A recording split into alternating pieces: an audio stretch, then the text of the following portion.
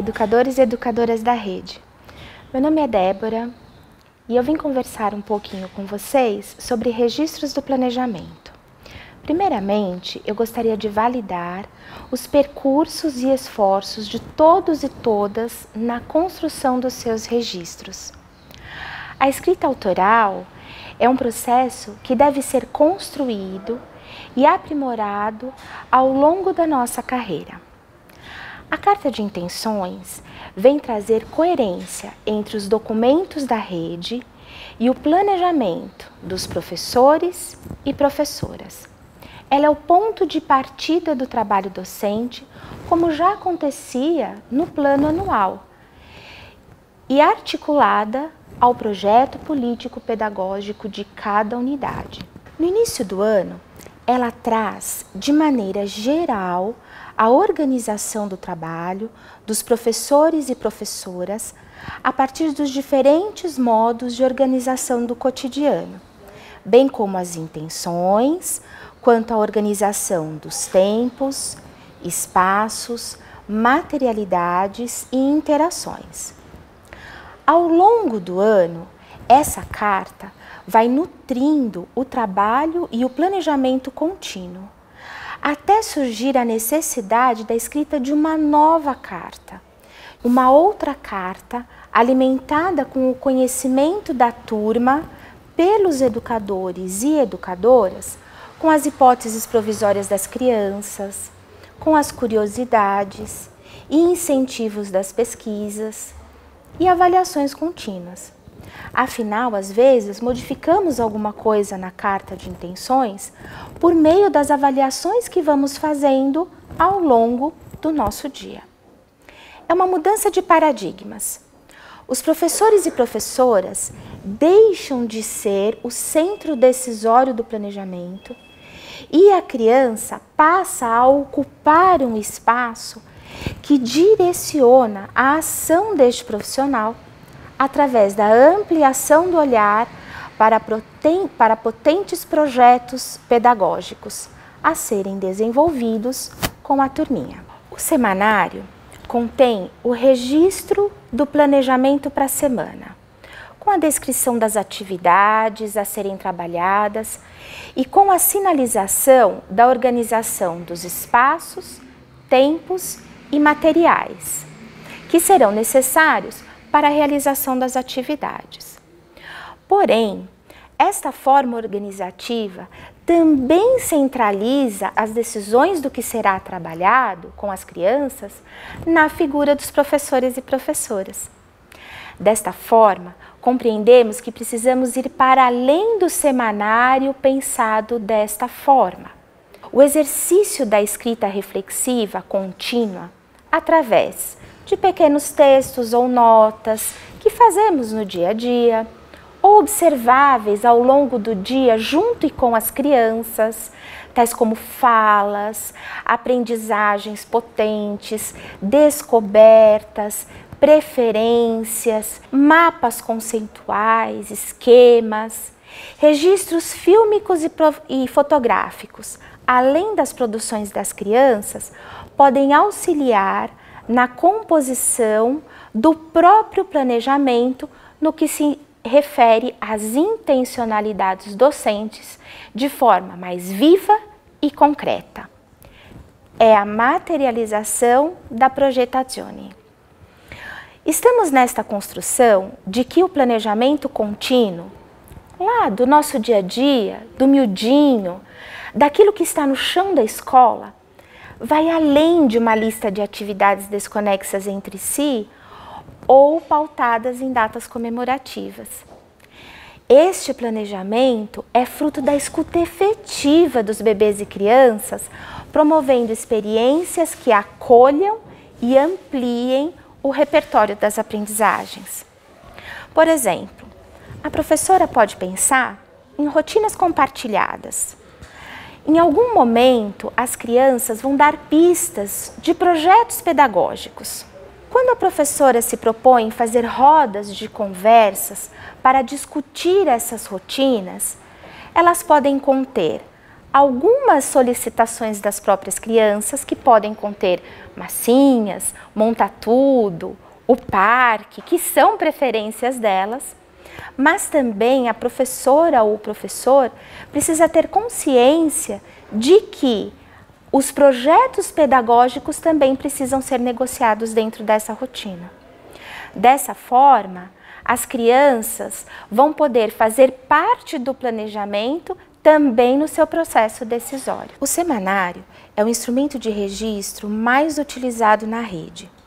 E a ideia não é desconsiderá-lo, mas qualificá-lo para além do preenchimento do tempo.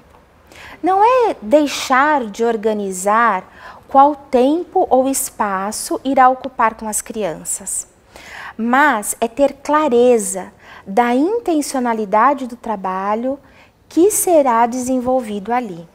Por exemplo, na hora de planejar o uso do parque, poderá planejar quais crianças irá observar. Irá levar algum instrumento para compor a brincadeira de acordo com a escuta das crianças? Ou então investir em brincadeiras dirigidas ou tradicionais da infância? Podem ser também experiências que qualifiquem a própria rotina, como a realização de piquenique. O parque também é um excelente local para observarmos o desenvolvimento da linguagem das crianças e dos bebês também, através dos diálogos que eles vão materializando entre si. Pensando no cuidar e educar como indissociáveis, precisamos ter clareza quanto às aprendizagens efetivas que acontecem durante os momentos de cuidado. Estes também são educativos e preciosos, pois favorecem a criação dos vínculos afetivos e fortalecimento das relações e das aprendizagens da criança e dos bebês quanto à consciência de si mesmos e quanto à relação social a qual estão inseridos. Por exemplo, a troca é um momento muito especial na criação de vínculos entre o adulto e as crianças. Conversar com as crianças e com os bebês nestes momentos é essencial, de uma forma em que eles saibam o que vai acontecer no momento seguinte. Dar pistas quanto ao que vai acontecer, se vai haver o banho, ou então quando irão passar o lencinho umedecido. Essa conversa amorosa durante a troca faz com que os bebês saibam que nós, adultos, educadores e educadoras, estamos ali com eles e para eles. Ao articularmos as escutas, as experiências e as reflexões, o registro se amplia e se materializa em narrativas destas experiências que possibilitam encaminhamentos ou relações possíveis na continuidade deste planejamento. Por exemplo, numa determinada experiência lá na unidade, a gente percebeu que as crianças estavam levando água até o tanque de areia e utilizavam as suas mãozinhas para isso. Mas era muito interessante observar também a decepção delas ao ver que ao chegarem no tanque de areia, a água não existia mais ali. Olhando isso, percebendo isso e registrando essa experiência potente, as professoras puderam pensar em deixar meios e instrumentos para que eles pudessem levar essa água de uma maneira efetiva até o tanque de areia e ali poderem compor as suas experiências com modelagem.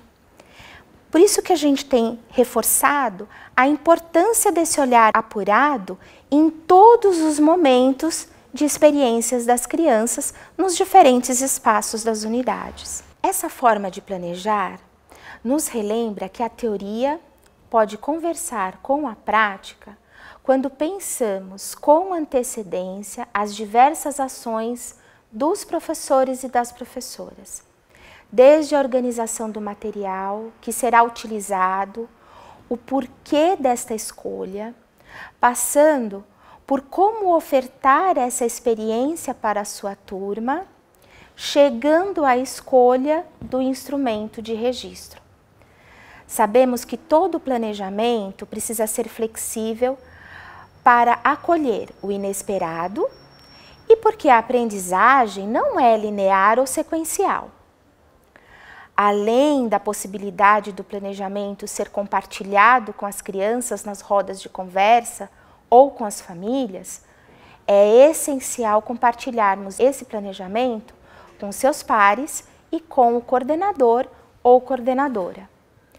Para que esse planejamento avance, as devolutivas são necessárias.